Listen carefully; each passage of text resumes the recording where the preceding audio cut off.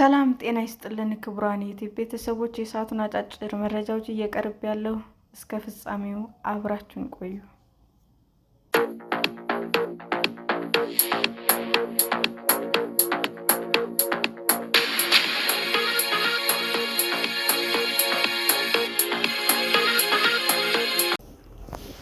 ለቡና ምርታማነት የፋይናንስ አቅርቦትና ሎጂስቲክስ መሰናክል እንደሆነበት በዓለም ባንክ ጥናት ተመለከተ።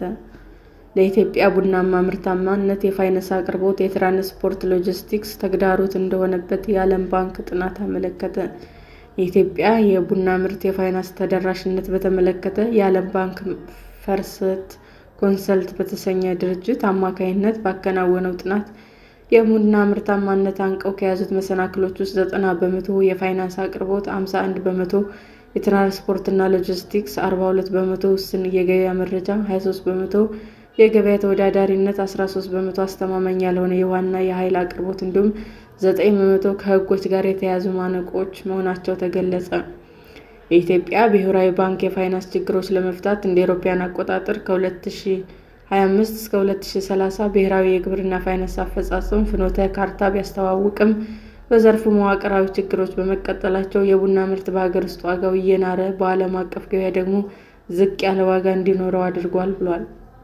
በመጪዎቹ 18 ወራት የሕጎች ባህሪ መለዋወጥ፣ የአየር ንብረት ለውጥ፣ የገበያ ዋጋ መለዋወጥና አለመረጋጋት፣ የፋይናንስ ተደራሽነትና የማይገመቱ ማነቆች በገቢም ሆነ በአምራቾች በስጋት የሚታዩ መሰናክሎች መሆናቸውንም ጥናቱ ያመለክታል። በአጠቃላይ በኢትዮጵያ ካለው የግብርና ፋይናንስ ፍላጎት 5% የሚሆነው ብቻ መሟላት የሚያስረዳው ጥናቱ ቢሰስትም የተደገፈው ዘርፉን ሊያሳድግ የሚችል ብልሃትና ቁርጠኝነት ያለው የባለድርሻ አካላት ተሳትፎ ያስፈልጋል ብሏል።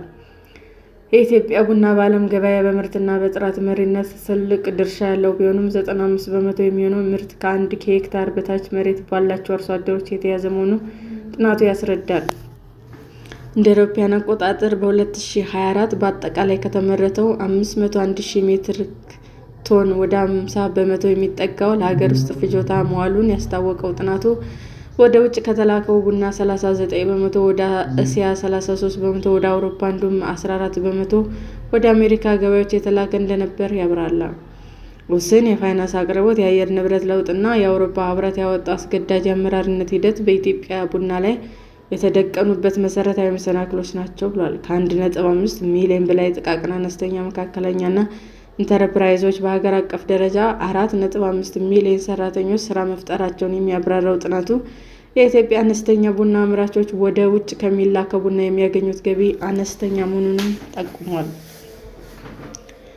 ከጎረቤት ሀገሮች ጋር ሲወዳደር የኢትዮጵያ ቡና የሚደረግለት የፋይናንስ አቅርቦት ወደ ኋላ የቀረ ነው የሚለው ጥናቱ በኡጋንዳ 8.8% እንዲሁም በታንዛኒያ 13% የሚሆነውን አጠቃላይ የባንኮች ብድር ምጣኔ እንደሚያገኝም ያክላል።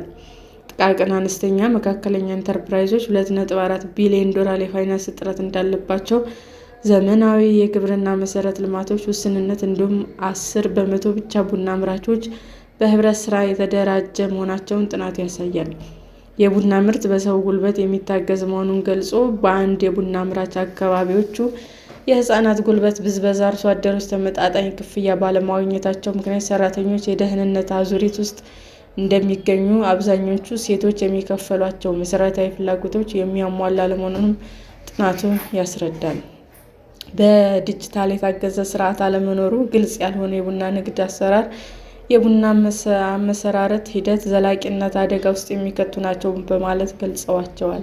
ሪፖርተሩ በጉዳዩ ላይ ማብራሪያ የጠየቃቸው የኢትዮጵያ ቡና ሻይ ባለስልጣን ምክትል ዋና ዳይሬክተር መረጃ መስጠት አልችልም የሚል ምላሽ ሰጥተዋል። ሰላም ጤና ይስጥልን ውድ የዩቲዩብ ቤተሰቦቼ እንዴት ናችሁ? አዲስ ጀማሪ ነኝና ሰብስክራይብ ያደረጋችሁ አበረታቱኝ። አመሰግናለሁ። ክቡራን የዩቲዩብ አድማጮቻችን ለሰዓቱ ያቀረብኩላችሁ አጫጭር መረጃዎች ይህንን ይመስል ነበር። በሌላ መረጃ እስክንገናኝ ሼር፣ ላይክ፣ ሰብስክራይብ እንዲሁም ቢቀርብልን የምትሉት መረጃ ካለ ኮሜንት እያደረጋችሁ ቸር ቆዩን።